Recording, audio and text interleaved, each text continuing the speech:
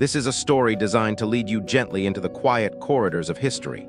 It is a tale of grand empires and tiny islands, of monumental tensions and microscopic grievances. It is the story of the Pig War of 1859, perhaps the most consequential, boring event in human history. Close your eyes or let them drift across these words as we travel back to a time when the world was vast, the maps were blurry, and two global superpowers nearly tore each other apart over a single hungry pig. The geography of ambiguity. Imagine, if you will, the Pacific Northwest of the mid-19th century. It is a land of emerald greens and slate grays. The air is thick with the scent of salt spray, Douglas fir, and the damp, heavy mist that clings to the rugged coastline of what we now call Washington State and British Columbia. In the year 1859, the border between the United States and British North America, now Canada, was not a clear line on the ground. It was a mathematical abstraction, a sentence in a treaty signed in far-off Washington, D.C. and London. The Oregon Treaty of 1846 had stated that the border would follow the 49th parallel to the middle of the channel, which separates the continent from Vancouver Island, and then proceeds southerly through the middle of the said channel to the Pacific Ocean. But nature rarely adheres to the neat geometry of diplomats. Between the mainland and Vancouver Island lay the San Juan Islands, a cluster of jagged, forested gems. The said channel was actually two channels, the Rosario Strait to the east and the Haro Strait to the west. If you chose the Rosario Strait, the islands belonged to Great Britain. If you chose the Haro Strait, they belonged to the United States. For 13 years, both nations simply forgot to decide. They both claimed the islands, they both moved in.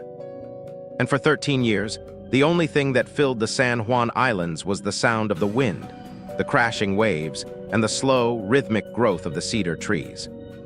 The protagonists of the potato patch by 1859, San Juan Island, the largest of the cluster, was home to two groups of people who lived in a state of polite, suspicious neighborliness.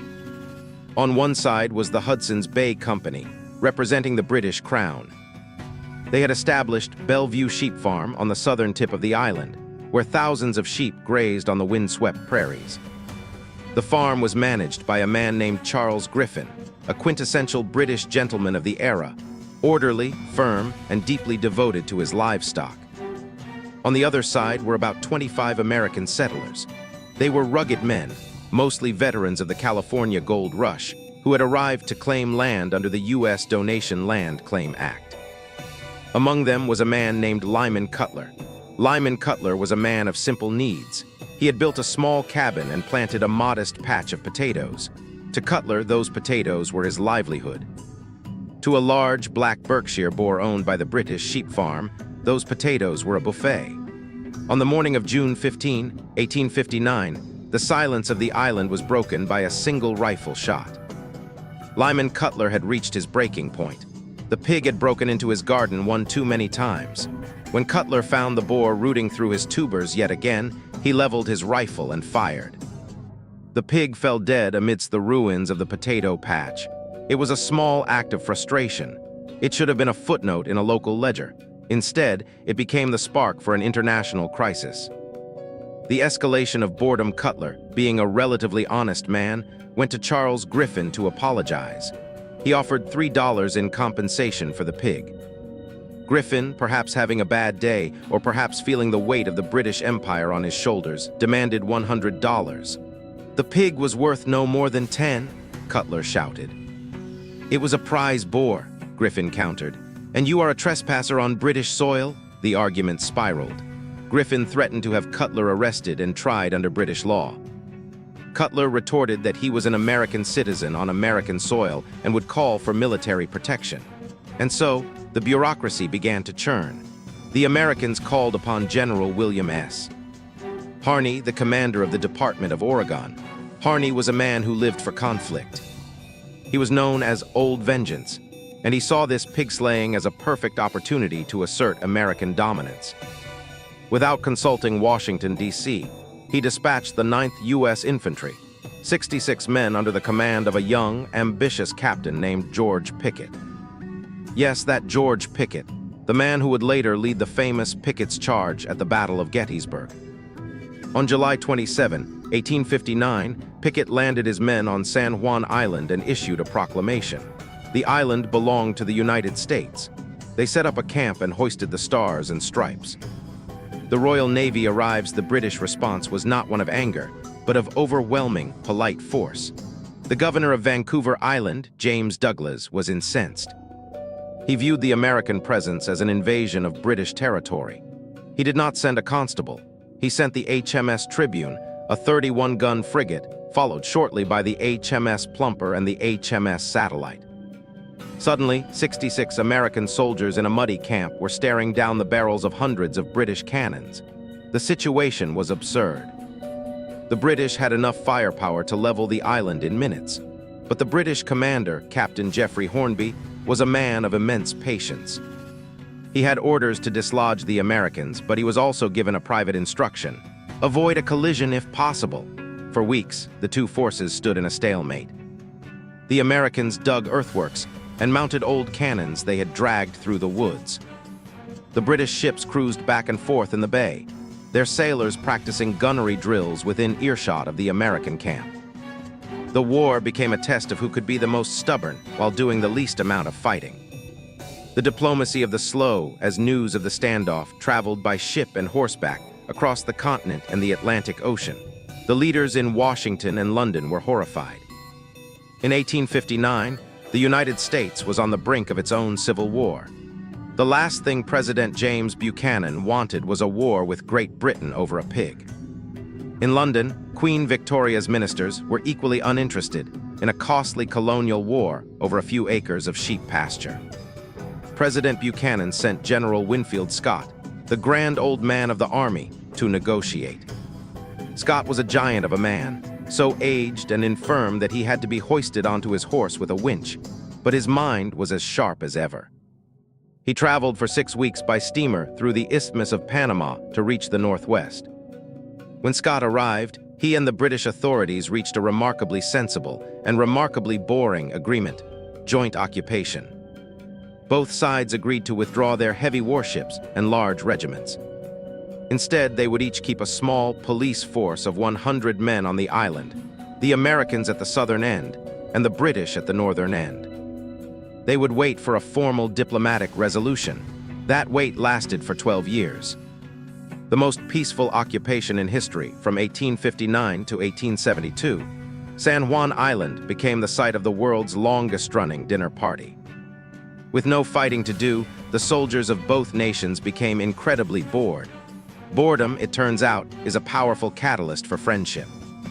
The American Pig War soldiers and the British Royal Marines began to visit each other's camps. They held athletic competitions. They celebrated the 4th of July together with American whiskey, and they celebrated Queen Victoria's birthday with British rum. They shared supplies, hunted deer together, and even helped each other build more permanent barracks. The British camp, nestled in a sheltered cove, became famous for its beautiful gardens and white picket fences. The American camp, on a high windswept ridge, was known for its rowdy hospitality. While the American Civil War raged thousands of miles to the east, staining the soil of Virginia and Pennsylvania red, the soldiers on San Juan Island lived in a state of idyllic, bureaucratic limbo. They were the only soldiers in the world whose primary duty was to wait for a piece of paper. The Kaiser's verdict finally, in 1871, the two nations signed the Treaty of Washington, which agreed to submit the San Juan boundary dispute to international arbitration. They needed a neutral party, someone with no stake in the Pacific Northwest, but with a high regard for legal precision. They chose Kaiser Wilhelm I of Germany. The Kaiser appointed a commission of 3 experts to study the maps, the currents, and the phrasing of the 1846 treaty. For nearly a year, these German scholars pored over the records. They measured the depth of the Haro Strait versus the Rosario Strait. They debated the definition of the middle of the channel. On October 21, 1872, the Kaiser delivered his verdict. He ruled in favor of the United States. The Haro Strait was the true boundary. San Juan Island was officially American. On November 25, 1872, the British Royal Marines at the North Camp lowered the Union Jack for the last time. They invited the American officers over for one final drink. They shook hands, boarded their ships, and sailed away toward Victoria. The war was over. The total casualties, 1 pig. Reflection: the pig war is often told as a joke, a funny anecdote about a potato patch and a boar. But beneath the surface, it is a profound testament to the power of restraint. In an age where honor often demanded immediate violence and where empires were built on the conquest of territory, the commanders on the ground, Captain Hornby and General Scott, chose the boring path. They chose to wait. They chose to talk. They chose to let the tension simmer until it simply evaporated into the mist of the San Juan Islands. Lyman Cutler never did pay the full $100 for the pig. Charles Griffin eventually moved back to the mainland. And the islands themselves remain today, quiet, green, and peaceful, as a monument to a war that never happened. As you drift off to sleep, think of the San Juan Islands. Think of the fog rolling in over the Harrow Strait, the sound of the sheep grazing on the southern hills, and the silence of a border that was settled not with cannons, but with time, patience, and a very long, very boring legal document. The world is often loud and chaotic, but history reminds us that sometimes the most important thing we can do is nothing at all. As we leave the misty shores of the San Juan Islands, where the ghost of a single pig reminds us of the virtues of patience, we travel north, far north into the biting, crystal-clear air of the high Arctic. If the pig war was a lesson in waiting, our next story is a lesson in the art of the polite confrontation. This is the story of Hans Island, a barren, uninhabited rock in the middle of the Nares Strait, and the legendary Whiskey War that took place there for nearly half a century. The rock and the ice imagine a landscape of absolute crushing silence. The Nares Strait lies between Greenland, an autonomous territory of the Kingdom of Denmark, and Ellesmere Island, the northernmost point of Canada. For much of the year, the water here is a churning slurry of ice flows and dark, freezing depths. In the middle of this strait sits Hans Island. Hans Island is not a paradise. It is a 1.3 square kilometer kidney-shaped limestone rock. No trees grow there. No humans live there. There is no soil, only weathered stone that has been scoured by polar winds for millennia. To the casual observer, it is perhaps the most inconsequential piece of land on the planet. But in the world of international law, Hans Island was a mathematical headache. In 1973, Canada and Denmark sat down to draw a maritime boundary. They used a series of 127 coordinates to create a line that split the strait down the middle. Everything was going smoothly until they reached the space between coordinate 122 and 123. Right there, precisely in the path of their pen, sat Hans Island. Neither side could agree on who owned it. So in true boring history fashion, they did the most sensible thing possible. They simply stopped the line on one side of the island and started it again on the other. They left a hole in the map, a no-man's land of frozen limestone. The Great Schnapp's offensive for about a decade, the silence of Hans Island remained undisturbed. But in 1984, the war began, not with a shot, but with a visit. The Danish Minister for Greenland Affairs flew to the island in a helicopter. He didn't bring weapons. He brought a flagpole, a Danish flag, and a bottle of cognac. He planted the flag, buried the bottle at its base, and left a note that read, "Velkommen til den dansk Ostrok, welcome to the Danish island." When the news reached Canada, the response was swift and uniquely North American. A few months later, a party of Canadian soldiers landed on the rock. They replaced the Danish flag with the maple leaf, and in place of the cognac, they left a bottle of Canadian Club whiskey. They too left a note, "Welcome to Canada." And so the pattern was set. For the next 38 years, this whiskey war would play out with the rhythmic predictability of the tides. Every few years, a Danish ship would arrive. The sailors would swap the flags, take the Canadian whiskey, and leave a bottle of Danish schnapps. A few months later, a Canadian icebreaker would arrive, reclaim the island, take the schnapps, and leave a fresh bottle of rye whiskey. It was a conflict fought entirely through the exchange of high-quality spirits and polite stationery. It was a war of hospitality, the bureaucracy of peace, while the soldiers and sailors were enjoying their exchange of gifts. The diplomats in Ottawa and Copenhagen were engaged, in what can only be described as the most civilized disagreement in human history. There were meetings, there were so many meetings. There were working groups, there were task forces. There were geological surveys to determine if the island was technically part of the Greenlandic continental shelf or the Canadian one. In a world often defined by sudden, violent shifts in borders, Hans Island was a sanctuary of slow-motion diplomacy. The two nations were NATO allies, trading partners and friends. They didn't want the island for its resources. There are no oil or mineral riches there. They simply wanted to follow the rules. But the rules were ambiguous, and ambiguity takes a long time to resolve. Finally, in June 2022, after 49 years of conflict, the two nations reached an agreement. They didn't give the island to one side or the other.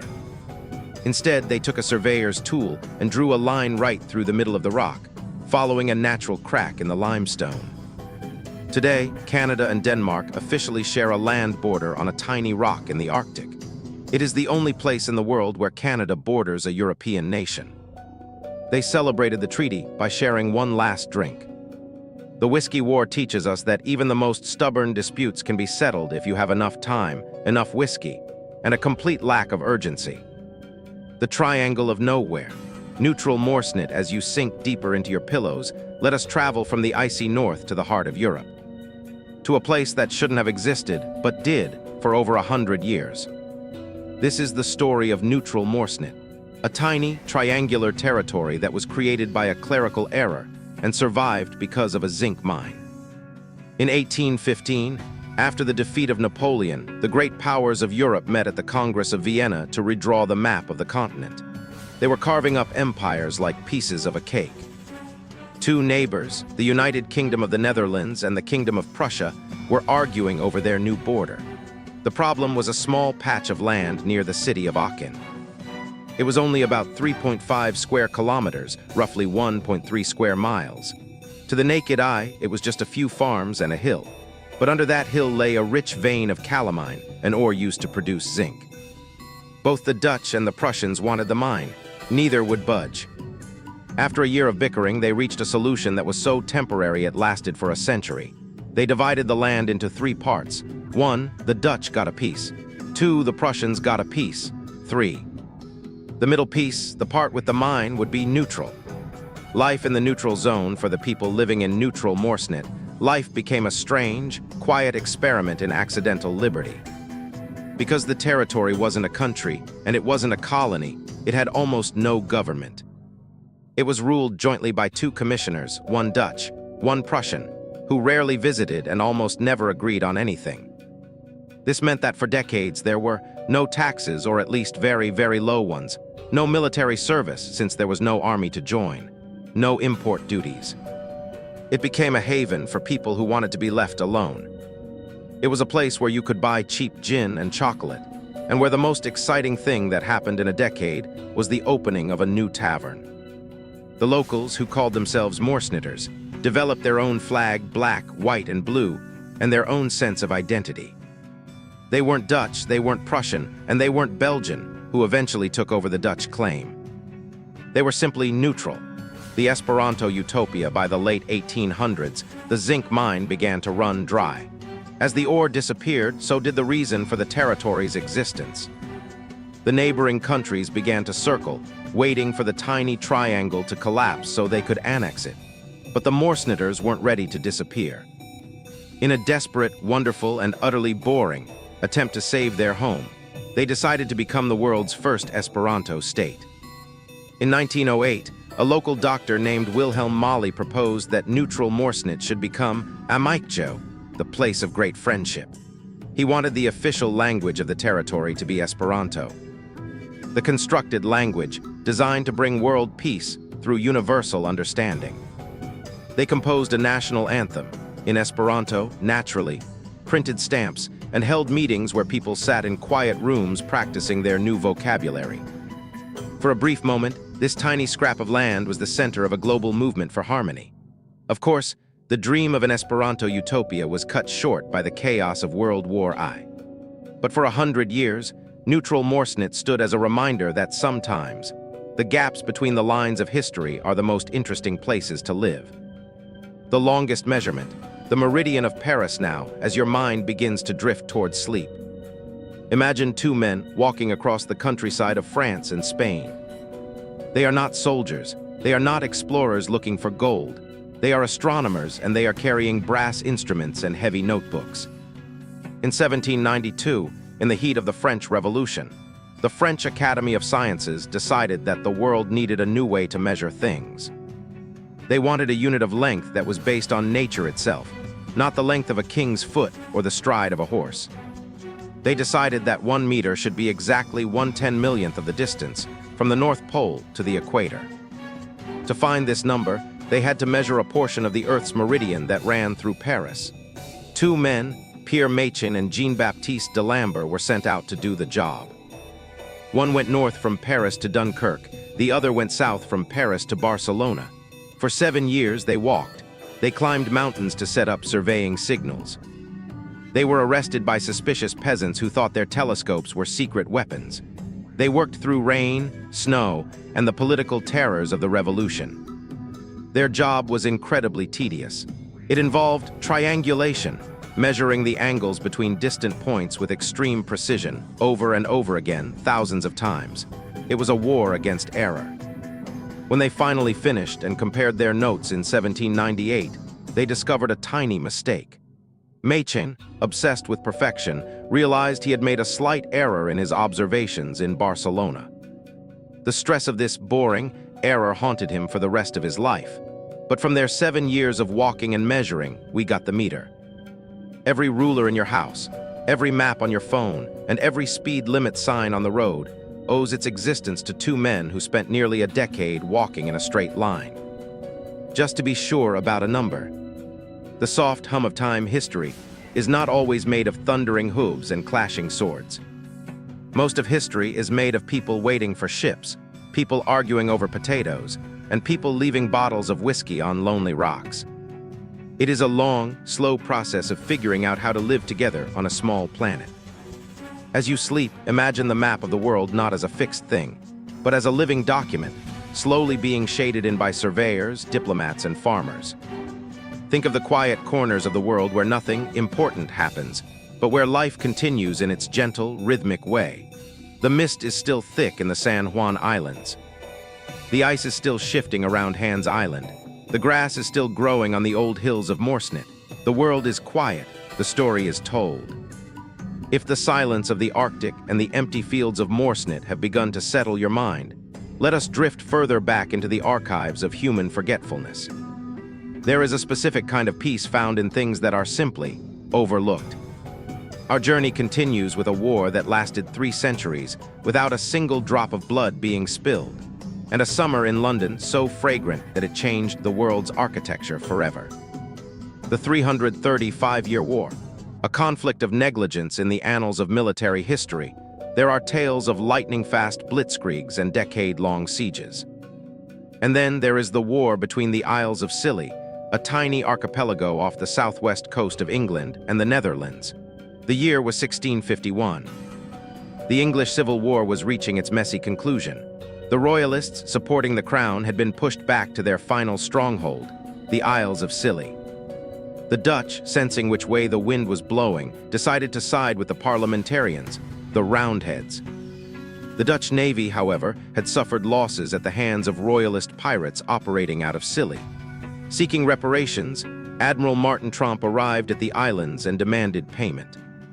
When the Royalists refused, Tromp did something quite formal and very Dutch. He declared war, but here is the catch. Because the Royalists only controlled the tiny islands of Scilly, Tromp declared war specifically on the islands themselves, not the rest of Great Britain. A few months later, the Royalists surrendered to the English parliamentarian forces. The Dutch fleet, seeing that their enemy had essentially vanished into a different political entity, simply weighed anchor and sailed home. They forgot to declare peace. For the next 335 years, the Netherlands and the Isles of Scilly were technically at war. Generations lived and died. Empires rose and fell. The internal combustion engine was invented. Man landed on the moon, and all the while, the peaceful inhabitants of Scilly were legally enemies of the Dutch crown. It wasn't until 1985 that a local historian and chairman of the Isles of Scilly Council, Roy Duncan, wrote to the Dutch embassy in London to see if the myth was true. To everyone's delight, the Dutch diplomats found the paperwork. They were indeed still at war. In 1986, the Dutch ambassador visited the islands to sign a peace treaty. He joked that it must have been harrowing for the islanders to know a Dutch attack could have happened at any moment. The war ended with a handshake and a cup of tea. It is a story where the action was literally 3 centuries of silence. The Great Stink, the most productive summer of boredom while the Dutch were not fighting the Scilly Islanders. The city of London in the mid-19th century was facing a crisis that was significantly less poetic. This is the story of the Great Stink of 1858. To understand the Great Stink, you must understand the Victorian relationship with the River Thames. In the 1850s, London was the largest city in the world, but its infrastructure was medieval. Every bit of waste from the city's millions of inhabitants, human, animal, and industrial, washed directly into the Thames. The river was a thick, black, slow-moving soup of bacteria. Then came the summer of 1858. An unprecedented heat wave hit London. The sun baked the receding waters of the Thames, fermenting the waste. The smell was so powerful that it became a physical force. It wasn't just a bad smell, it was an atmosphere. Members of Parliament, sitting in their grand building right on the riverbank, tried to soak their curtains in chloride of lime to block the scent. It didn't work. They discussed moving the entire government out of London to escape the miasma. The boring part of this story is how they fixed it. They didn't go to war or find a magical cure. They turned to a man named Joseph Bazalgette, a civil engineer who was obsessed with slopes and brickwork. Bazalgette's solution was to build 1,100 miles of street sewers and 82 miles of main intercepting sewers. It was a project of staggering, mind-numbing scale. They used 318 million bricks. They moved 3.5 million cubic yards of earth. They invented a new type of Portland cement to ensure the tunnels wouldn't erode. The project took years. It involved thousands of men digging very long, very dark tunnels at a very specific 2-foot per mile downward gradient, so that gravity would do all the work. It was a masterpiece of invisible history. When it was finished, the cholera outbreaks that had killed thousands simply stopped. The smell vanished. The Thames began to clear.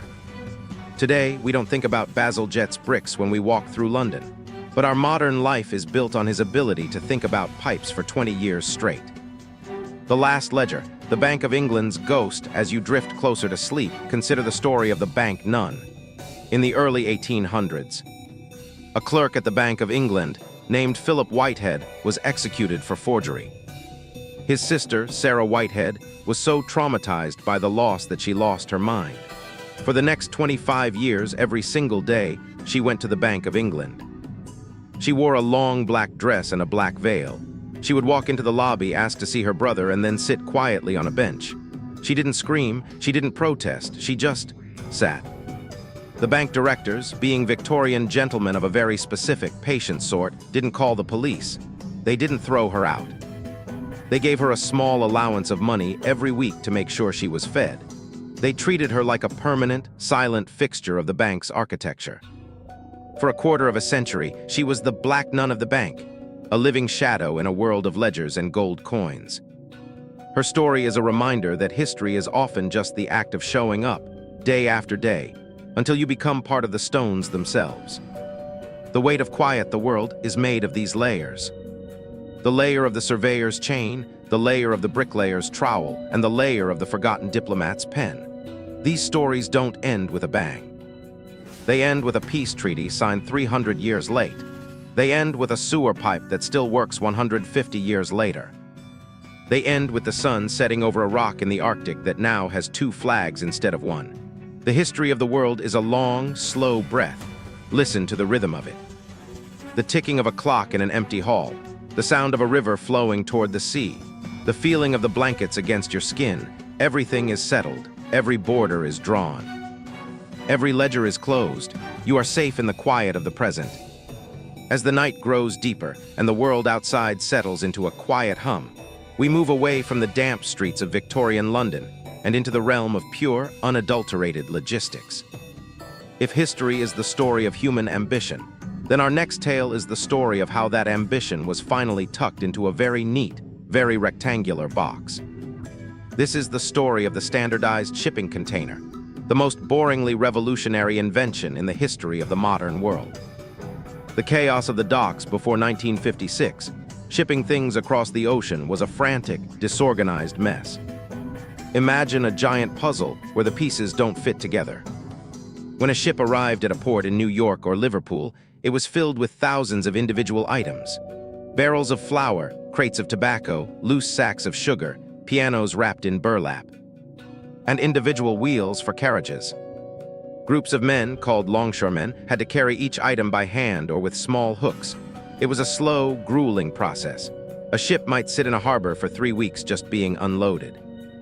It was inefficient, expensive, and to a truck driver named Malcolm McLean, it was infuriating. In 1937, McLean sat in his truck at a dock in New Jersey, watching workers slowly move crates. He realized that his truck was essentially just a box on wheels. Why not just take the box off the truck and put the whole thing on the ship? The geometry of globalization, McLean didn't just invent a box, he invented a system. He realized that for this to work, every box had to be exactly the same size. They needed a standard. The boring part of this story is where the magic lies. For years, international committees sat in beige rooms and debated the exact dimensions of these boxes. Should they be 20 feet long, 40 feet? How thick should the steel be? What kind of twist lock mechanism should hold them together? These meetings were the height of bureaucratic tedium. But from that tedium came the TEU 20-foot equivalent unit. Once the world agreed on the size of the box, everything changed. The ships became giant floating shelves, designed specifically to hold these rectangles. The cranes became massive, automated birds that could move a container every 60 seconds. The cost of shipping a shirt from Asia to the USA dropped from dollars to mere pennies. When you look at a shipping container today, you are looking at the ultimate victory of boredom over chaos. It is a world where everything fits perfectly into a grid. It is the architectural equivalent of a deep, dreamless sleep. The Great Trigonometrical Survey. Measuring a subcontinent while Malcolm McLean was thinking about boxes, let us travel back a century to 1802. To the sweltering plains of India. While empires were being won and lost, a small group of men were engaged in what might be the most ambitious math project ever attempted, the Great Trigonometrical Survey.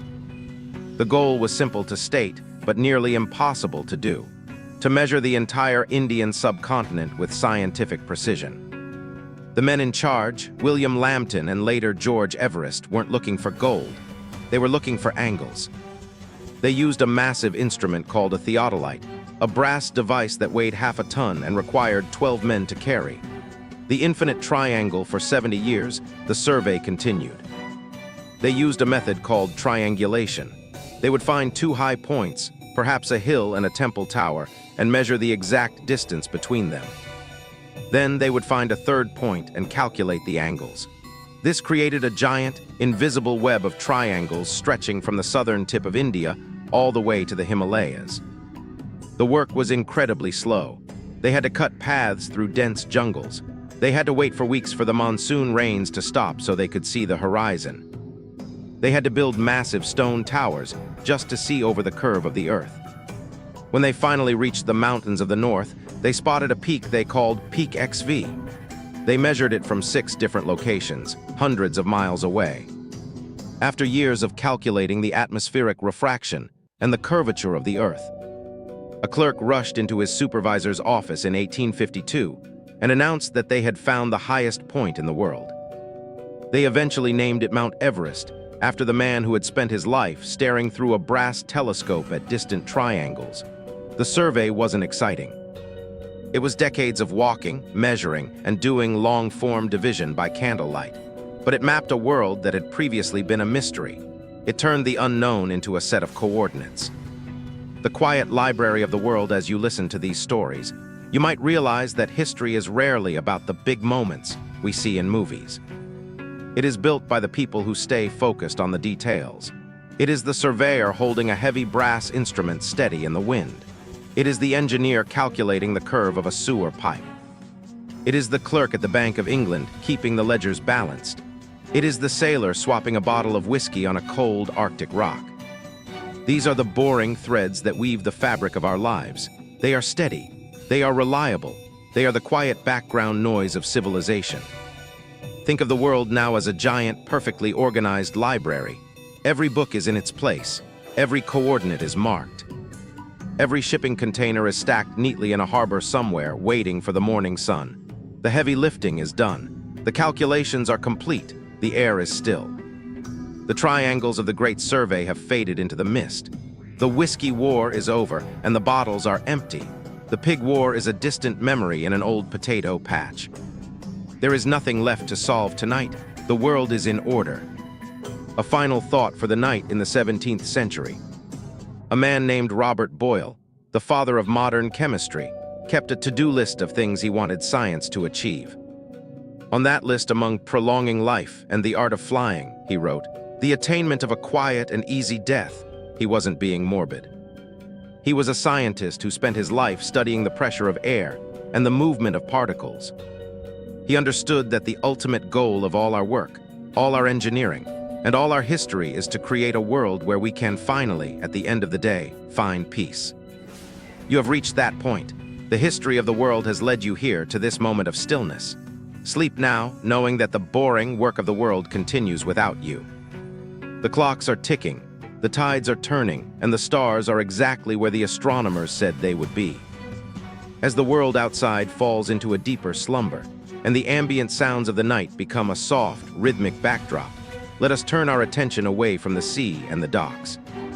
Let us look toward the very sky above and the ground beneath our feet, exploring the stories of people who were masters of the slowest, most methodical tasks ever undertaken by humanity. The year without a summer. A global pause. Imagine a world where the sun never quite feels warm. In April 1815, a volcano called Mount Tambora, located in what is now Indonesia, erupted with a force that defies modern comprehension. It was the largest volcanic eruption in recorded history. It sent a massive, invisible cloud of ash and sulfate aerosols into the stratosphere, wrapping the entire planet in a thin, gray veil that blocked out the sun's warmth. The result was the year 1816, known to history as the year without a summer. For the average person in Europe or the United States, there was no news of a volcano. There was only a strange, persistent gloom. In New England, snow fell in June. In July and August, lake ice formed in the mornings. Crops failed to grow, not because of a storm, but because of a lack of energy. The world simply went cold and quiet. The boring beauty of this event lies in its secondary effects. Because it wouldn't stop raining and snowing in Europe, a group of writers, including Mary Shelley and Lord Byron, were stuck inside a villa on the shores of Lake Geneva. They were bored. They were cold. They had nothing to do but tell stories to pass the time. It was during this summer of shivering boredom that Mary Shelley sat by a fireplace and conceived the idea for Frankenstein. The monster was born not from a bolt of lightning, but from the slow, damp tedium of a summer that never arrived. History shows us that even when the earth itself seems to stop, the human mind continues its quiet work. The logic of the open road. The interstate grid. If you have ever driven across the United States, you have likely used the interstate highway system. To most, it is just a ribbon of gray asphalt, but to those who study it, it is a masterpiece of mathematical organization. A grid designed to make the vastness of a continent manageable. Before 1956, driving across America was an adventure in the worst sense of the word. Roads were disconnected, unpaved, and confusing. In 1919, a young Army officer named Dwight D. Eisenhower took part in a transcontinental motor convoy. It took them 62 days to get from Washington, D.C. to San Francisco. They averaged about 6 miles per hour. When Eisenhower became president, he remembered that slow, grueling journey and signed the Federal Aid Highway Act of 1956. The boring genius of the system is the numbering logic. Even numbered interstates like I-10, I-80 run east-west. The numbers increase from south to north. Odd-numbered interstates like I-5, I-95 run north-south. The numbers increase from west to east. 3-digit interstates are loops or spurs. If the first digit is even like I-405, it circles a city. If it's odd, like I-195, it's a spur that goes into a city. This system is so logical, so predictable, that you could navigate the entire country without a map if you understood the sequence. It is the world's largest filing system, laid out in concrete and steel.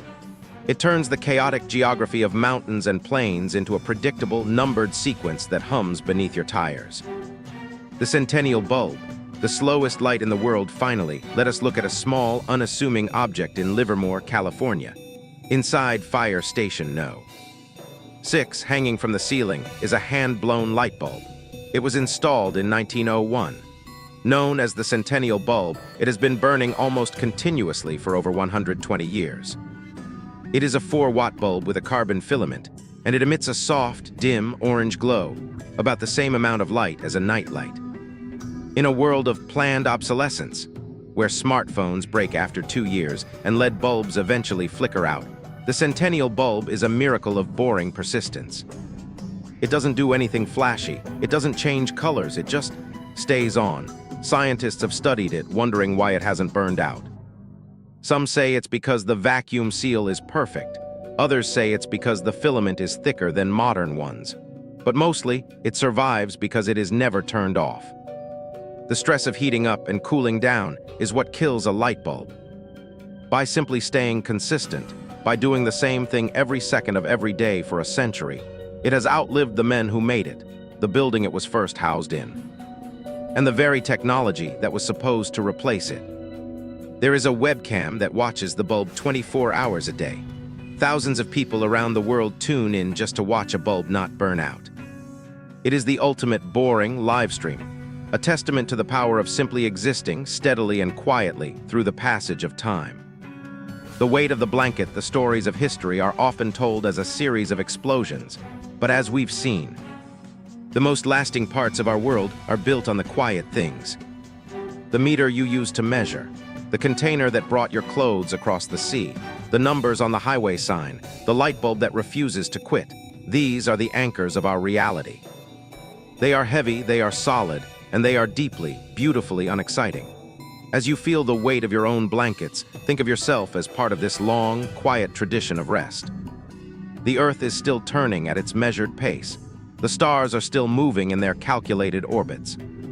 The world is being looked after by the people who love the details, the surveyors, the engineers, the librarians of the night. Close your eyes now. The grid is complete. The ledgers are balanced. The light is dim and orange, steady as a heartbeat. The story is over for today. The rest is yours. As we settle deeper into the quietude of the evening, leaving behind the steady glow of the Centennial Bulb, let us turn our gaze further back and further upward. There is a specific kind of historical peace found in the study of the stars, not the fast-moving streaks of comets, but the agonizingly slow, predictable movements of the planets. Our journey continues with the man who perhaps epitomizes the boring virtue of patience more than anyone else in history, the French astronomer Guillaume Le Gentil. The 8-year wait of Guillaume Le Gentil in the 18th century, the greatest scientific mystery was the size of the solar system. Astronomers knew the relative distances between planets, but they didn't know the actual distance in miles. To solve this, they needed to observe a rare event, the transit of Venus, where the planet Venus passes directly between the Earth and the Sun. By measuring this transit from different points on Earth, they could use trigonometry to calculate the distance to the Sun. The problem: the transit only happens in pairs, 8 years apart, and then doesn't happen again for over a century. In 1760, Le Gentil set off for Pondicherry, a French settlement in India, to observe the 1761 transit. His journey was a masterclass in slow-motion misfortune. While he was at sea, the 7 Years' War broke out. The British captured Pondicherry. Le Gentil's ship couldn't land. On the day of the transit, the weather was perfect. The sky was clear, and Le Gentil was stuck on a rocking ship in the middle of the ocean. Because the ship was moving, he couldn't take accurate measurements. Most people would have gone home, but Le Gentil was a man of the long game. He decided to stay in the Indian Ocean for 8 years to wait for the next transit in 1769. He spent those 8 years traveling to Madagascar and Mauritius. He mapped coastlines. He studied the tides. He waited. He built an observatory in Pondicherry, which had been returned to France. Finally, the morning of June 4, 1769 arrived. For the entire month of May, the weather had been flawless. But as the sun rose on the day of the transit, a single, stubborn cloud drifted across the sky and sat directly in front of the sun. It stayed there for exactly the duration of the transit. When the cloud finally moved, the event was over. Legendre had spent nearly a decade of his life waiting for a few hours of observation, only to be defeated by a cloud. The boring conclusion to his story is perhaps the most peaceful part. When he finally returned to France after 11 years away, he found that he had been declared legally dead. His heirs had split his estate, and his seat in the Academy of Sciences had been filled. He didn't rage, he didn't start a war. He simply went to court, got his life back, married, and lived a quiet, long life in Paris. His story reminds us that even when our grandest plans fail, the world keeps turning, the planets keep moving, and there is always a quiet life waiting on the other side of disappointment. The Ice King, exporting the cold while astronomers were chasing shadows. An American businessman named Frederick Tudor was embarking on a quest that seemed equally absurd. He wanted to sell coldness. In the early 1800s, if you lived in a warm climate like the Caribbean or India, cold was a luxury you simply never experienced. Ice was something that existed only in the winter of the North. Frederick Tudor, known as the Ice King, decided he would harvest the frozen lakes of Massachusetts and ship them to the tropics. The logistics were incredibly tedious. Workers used horse-drawn plows to cut massive blocks of ice from ponds like Walden Pond. Then, they had to figure out how to keep it from melting on a 2-month ship journey. Tudor's boring secret weapon? Sawdust. By packing the ice blocks in massive amounts of pine sawdust, a waste product from lumber mills, he created an incredibly effective insulation. The ice didn't just stay cold, it stayed frozen for months. When he first arrived in Martinique with a shipload of ice, the locals didn't know what to do with it. They were suspicious of this solid water that made their teeth ache. Tudor had to give it away for free. He had to teach people how to make ice cream and cold drinks. For decades, the ice trade was a slow, rhythmic industry. Ships full of frozen Massachusetts water sailed to Calcutta, Rio de Janeiro, and Havana. It changed how the world ate and drank, but at its heart, it was just the slow movement of frozen blocks from one place to another, insulated by the quiet dust of trees. The invention of noon. The railway time, our final story for the night, brings us to the clock on your wall. We take for granted that noon is the same time in New York City as it is in Newark, New Jersey. But for most of human history, that wasn't true. Before the mid-19th century, time was local. When the sun was at its highest point in your town, it was noon. If the town 10 miles to the west saw the sun at its peak 4 minutes later, their noon was 4 minutes after yours. Every city had its own local mean time. This worked perfectly fine when people traveled by horse. But then came the railways. Train conductors had a nightmare trying to organize schedules. If a train left London at 10:00 a.m., what time did it arrive in Bristol? Bristol time or London time? At one point, there were over 50 different time zones in the United States alone. The solution was the most bureaucratic revolution in history: standard time. In 1884, representatives from 25 nations met at the International Meridian Conference in Washington, D.C. They spent weeks debating which line of longitude should be the prime meridian. The French wanted Paris. The Americans and British wanted Greenwich. They eventually settled on Greenwich, not because of a battle, but because it was the most convenient for the majority of the world's shipping charts. They divided the world into 24 neat, 1-hour slices. On November 18, 1883, known as the Day of Two Noons, the railroads in the U.S. switched to the new system. In many towns, people gathered around the local clock tower. The clock would strike 12, and then a few minutes later, the station master would reset it to the standard time. The world became synchronized. The chaos of local sundials was replaced by the steady, uniform ticking of a global machine. It was a victory of the schedule over the sun. The final horizon, as these stories of ice, time, and transit fade into the background, the world outside your window has reached its quietest hour. The astronomers have put away their telescopes. The ice has been packed safely in its sawdust. The railway clocks are all ticking in perfect, synchronized unison. History is the record of these efforts, the thousands of tiny, boring steps taken to make the world a little more predictable, a little more stable, and a little more comfortable. We live in a world that has been measured, timed, and insulated for our benefit. The weight of the centuries is not a burden. It is a warm, heavy blanket. It is the assurance that people have faced the dark and the cold before us, and they did so with patience and a steady hand. The air is cool. The room is dark.